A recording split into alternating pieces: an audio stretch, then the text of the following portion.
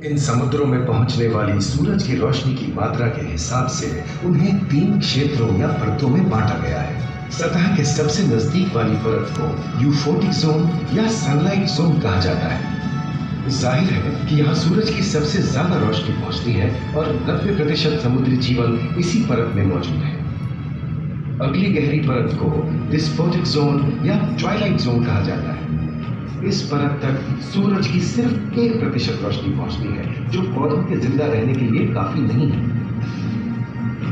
तीसरी और सबसे गहरी परत एफोटिक जोन या मिडनाइट जोन है। यहाँ सूरज की रोशनी बिल्कुल नहीं पहुंचती। ये परत पूरी तरह से अंधेरी और ठंडी होती है, बिल्कुल किसी हॉरर मूवी के सीन जैसे। ये कई जगह पर इतनी गहरी होती है कि यहाँ आसानी से माउंट एवरेस्ट जैसे ऊंचे पहाड़ भी समा सकते हैं। और इसकी सबसे गहरी जगह है प्रशांत महासागर में मरियाना ट्रेंच। महाद्वीपीय तटों के साथ लगे उतने समुद्री इलाकों तक पहुंचना आसान है, लेकिन ये समुद्र का सिर्फ 10% है। समुद्र की गहराई जितनी बढ़ती जाती है, उतने ही वहां के हैरत अंगेज जीव जिन तक पहुंचना मुश्किल होता जाता है। ये समुद्री जीव पहले तो अपनी खूबसूरती से आपको छलते हैं और फिर अचानक एक खतरनाक रूप ले लेते हैं, जिनसे बचना मुश्किल ही नहीं, नामुमकिन है। और ये क्या, अचानक ये रोशनी कहां से है? ओह, ये तो जेलीफिश का झुंड है, जिनकी रोशनी एकदम डिस्को लाइट की तरह लगती है। वाह, ये मीना बात, अब सभी बड़ी छोटी मछलियां इन चमचमाती डिस्को लाइट को देखकर पार्टी करने आई। और फिर यही रोशनी उन्हें बेरहमी से दबोचकर उनका शिकार करके अंधेरे में वापस गायब हो जाएगी। लेकिन सभी शिकारियों को छलावे से लुभाना नहीं पड़ता। सबसे घातक शिकारियों में से है शार्क, जैसे ग्रेट व्हाइट और टाइगर शार्क। शार्क आमतौर पर सूरज ढलने के बाद अंधेरे में शिकार पे निकलती है समुद्री जीवों का यमराज। आज तक शार्क की 500 से ज्यादा प्रजातियों का पता चल चुका है। ये हर तरह के खुले महासागरों में, मूंगे की चट्टानों में, आर्कटिक की बर्फ के नीचे और समुद्र की अंधेरी गहराइयों में पाई जाती है।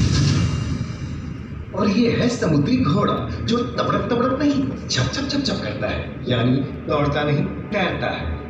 हमने इन समुद्रों के बारे में बहुत कुछ जाना है, पर अभी भी बहुत कुछ जानना बाकी है। ये सागर गहरे और विशाल, ठंडे और अंधेरे में डूबे होते हैं। इन गहराइयों में पनपने वाली 17,000 से अधिक प्रजातियां मानो किसी कल्पना से कम नहीं है।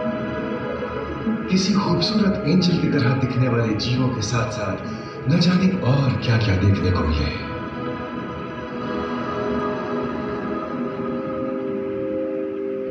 इन विशाल सागरों के इकोसिस्टम इनके बाहर तक फैले हैं। खारे पानी की खाड़ियां, समुद्रों, समुद्र तटों और नमकीन दलदली इलाकों तक। मानव जाति दशकों से प्लास्टिक, जहरीले रसायन, तेल और ऐसी कई चीजों को पानी में बहाकर समुद्रों को नुकसान पहुंचा रही है। कई समुद्री जीवों या मछलियों की दर्दनाक मौत और उनकी इस तड़प का जिम्मेदार हमारी मानव जाति ही है। पिछले कुछ दशकों में वैज्ञानिक पैमाने पर सामने आए खतरों में से एक बड़ा जलवायु परिवर्तन है, जिससे महासागर गर्म हो रहे हैं और ग्रीन हाउस गैसों की अधिकता और ऑक्सीजन की कमी के कारण इन समुद्रों का अम्लीकरण हो रहा है। सागरों के इस तरह गर्म होने से पानी का स्तर बढ़ गया है और बर्फ की चादर पिघल रही है। इस विनाशकारी बदलाव के परिणाम स्वरूप समुद्री जीवन खत्म हो रहा है और पूरे इकोसिस्टम के लिए ऐसे खतरनाक हालात हम ही पैदा कर रहे हैं। हमारी आने वाली पीढ़ी का भविष्य इस बात पर निर्भर करता है कि क्या हम आज अपने निजी जीवन से प्लास्टिक को हटाने जैसा छोटा कदम उठा सकते हैं, या फिर हम बड़े स्तर पर सख्त नियम बनाकर उन्हें लागू करें, जिससे समुद्री संसाधनों का दोहन और प्रदूषण कम हो। याद रखिए, बात हमारे अस्तित्व की है, तो बदलाव की शुरुआत भी हमें ही करनी होगी।